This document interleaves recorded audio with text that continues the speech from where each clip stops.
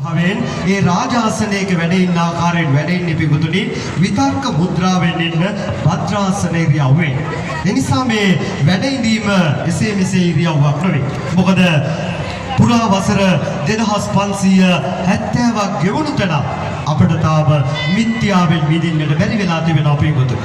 ඉතින් එදා ලෝතර පුදුන් ජීවමාන වැඩ ඉන්නකොට අද වගේම මිත්‍යාවෙන් ගහන උණු බොහෝ පිරිස් ලෝතර බුදුන් සමග තර්ක විතර්ක කරන්න එනකොට ලෝතර බුදුන් වහන්සේ වැඩ ඉන්නේ පිටුතුනි මෙන්න මේ ලීලාවෙන්. එතකොට බුදුපසේ බුදු මහරහතුන් ඇතුළු සියලු දෙනා දන්නවා ලෝතර බුදුන් වහන්සේ මේ වැඩ ඉන්නේ යම් කෙනෙකුගේ මිත්‍යා මතයක් දූර්ණය කොට සසර ගමන අවසන නිවන් දකින්නට පාරමිතා පුරන ඒ සියලු දෙනාට අවසි මහා ධර්මස්කන්ධය බෙදන්නට කියලා. එවනම් ඔබට තවත් වචනයක් ඔබට ඉදිරිපත් කරන්නට මම අවකාශ දෙනවා. මේ අසිරිමත්